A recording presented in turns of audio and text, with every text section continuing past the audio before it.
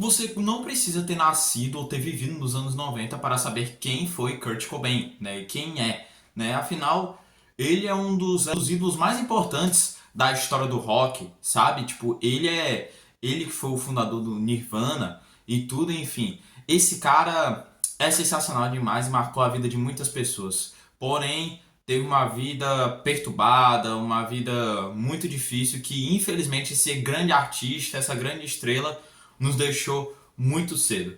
Então, com isso, nesse vídeo de hoje, vocês vão conhecer a emocionante e incrível história de Kurt Cobain, né? Graças ao sucesso desse vídeo aqui, né, contando a história de Keanu Reeves, eu vi que fez muito sucesso, pegou muitos views, likes. Então, hoje eu trago pra vocês, né? Hoje eu escolhi mais um artista pra trazer contando a história. E já vou até pedir pra vocês, comente aqui embaixo qual próximo artista vocês querem conhecer a história. Mas enfim, vamos pro vídeo. Pessoal, sejam todos muito bem-vindos a mais um vídeo aqui no canal, né? E como eu falei, graças ao sucesso lá do vídeo do Keanu Reeves, resolvi continuar com a história de contando a história de alguns artistas, né? Já peço para você se inscrever, deixar seu like, me siga no Instagram também para vocês ficarem atualizados do que eu estou produzindo, por favor, que é muito importante. Mas mais importante mesmo é seu like, sua inscrição e comente aqui embaixo qual o próximo artista depois vocês querem que eu traga aqui pro canal para contar a história dele. Mas então, simbora, vamos conhecer então a história dele. Kurt Donald Cobain nasceu no dia 20 de fevereiro de 1967, na cidade de Aberdeen, no estado de Washington, nos Estados Unidos. Seus pais se chamavam Donald Leland Cobain e sua mãe Wendy Cobain. Seu pai era um mecânico e sua mãe era uma garçonete. Então, oxi, como ele descobriu então que seria músico? Afinal, ele era filho de um mecânico e uma garçonete. Então, basicamente, a paixão de Kurt pela música e pela arte surgiu através de seus tios. Seus tios eram músicos e eles tocavam em bares, sabe? Em bandas locais. Eles tocavam em vários lugares da cidade. Então, aos seus 2 anos de idade, ele já demonstrava talento pela música, já demonstrava uma paixão pelo rock. Além do mais, Kurt também tinha uma jovem irmã chamada Kimberly, nascida no dia 24 de abril de 1970, 3 anos depois do nascimento dele. Ela é 3 anos mais nova que ele. Com apenas 7 anos de idade já veio a primeira grande tristeza da vida de Kurt. Com 7 anos de idade, seus pais infelizmente se separaram. Isso fez com que ele se tornasse uma criança mais reclusa e rebelde. Ele passava a maior parte do tempo escutando música e pintando, sabe? Pintando e desenhando. E boa parte das músicas que ele escutava muito Beatles, Queen e várias outras bandas de rock para ele se inspirar nesse caso e se tornar o grande artista que iria vir daqui pra frente. E meio que sem lugar pra morar, né, depois que os pais dele se separaram, ele não tinha mais nenhum lugar pra morar. Então ele vivia indo de casa em casa, sabe? Então ele ficava de vez em quando na casa de amigos, parentes. Então, tipo, ele ficava trocando de lugar o tempo todo, galera. Sabe? Tipo, pra dormir, pra comer, essas coisas. E 2 semanas antes de se formar no ensino médio, ele simplesmente abandonou a escola, largou a escola.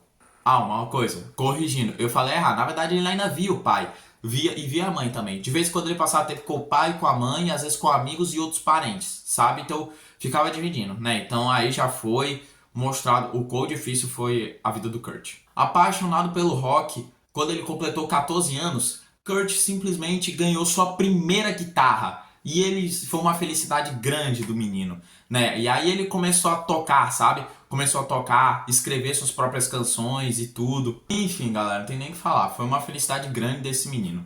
E logo, logo, ele formou a sua primeira banda, chamada Fecal Mater, né? Acho que é assim que se fala, tá ligado? E com o baixista Dale Crover. Mas logo depois, em 1985, ele conheceu Krist Novoselic. Acho que é assim que se fala. Krist Novoselic, né? Acho que é assim, né? E acabou se tornando o melhor amigo dele. E juntos eles decidiram se mudar para a Olímpia. Quando eles se mudaram para a Olímpia, eles começaram a dar pequenos shows, sabe? Em bares das cidades, restaurantes, essas coisas, sabe? Mas em 1986, a banda teve diversas formações, sabe, galera? Em cada uma delas mudava de nome. No final desse mesmo ano, a banda estava formada por Cobain, né, que era o vocalista, e guitarrista da banda, Chris no baixo e Chad Channing na bateria. E finalmente adotaram um nome conhecido como Nirvana.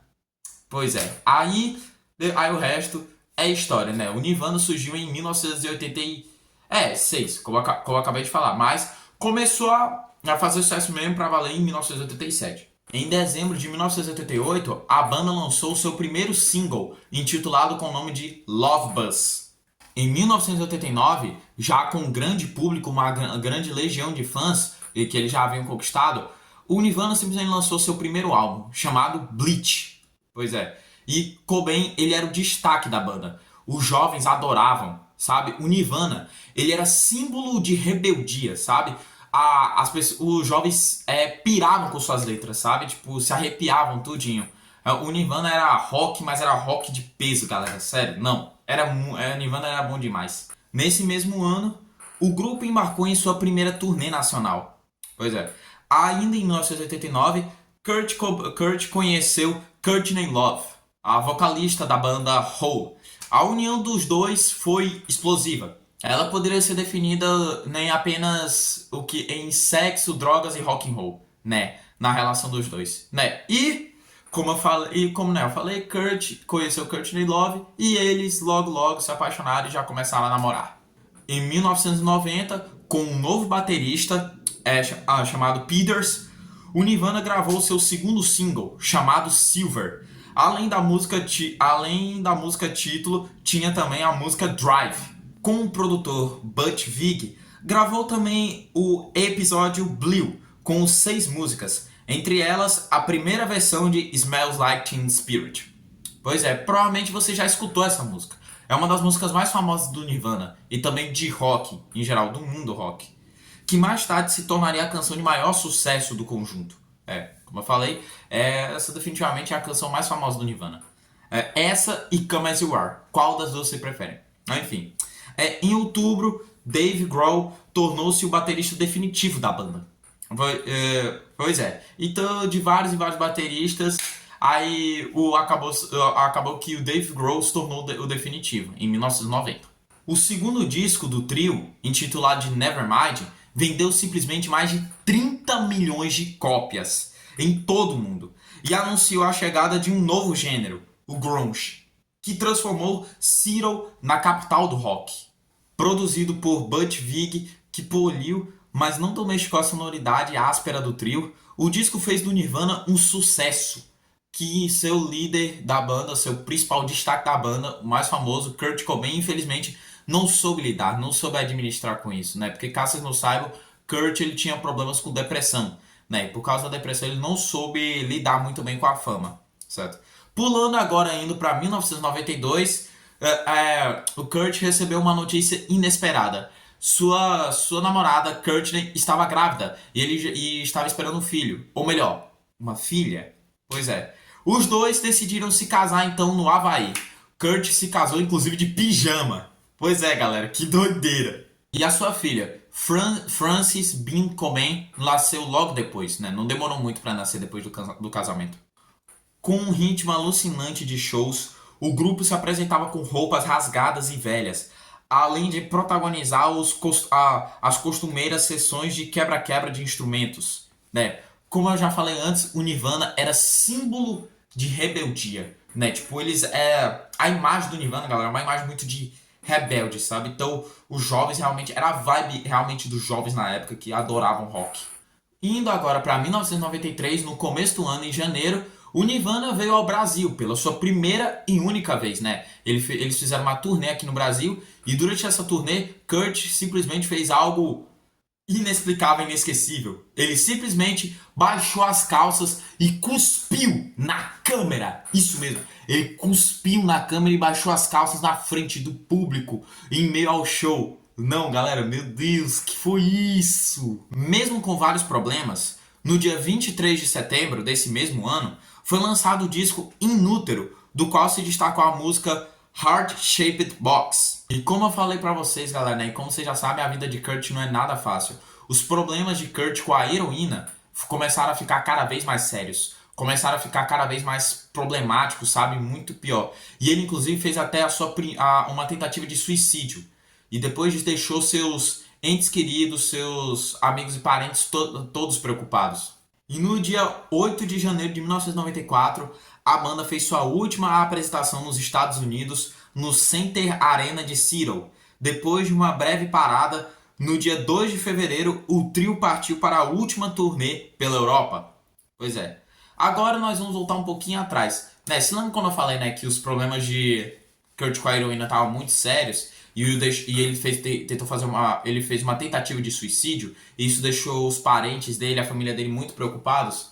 Então, galera, o que aconteceu é que logo depois eles tiveram uma reunião com o Kurt pra tentar ajudá-lo, sabe? Pra tentar acolher ele e meio que tentar convencer ele pra ele parar de usar drogas, superar a depressão, sabe, galera? Tentar seguir em frente, sabe? Ter uma vida como uma pessoa normal, tá ligado? Mas, como vocês sabem, nada saiu como planejado.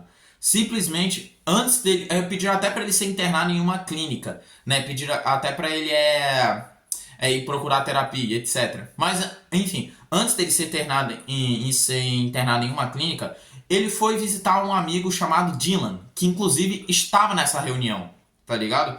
E o Kurt contou histórias pra ele que haviam pessoas invadindo a casa dele, sua casa.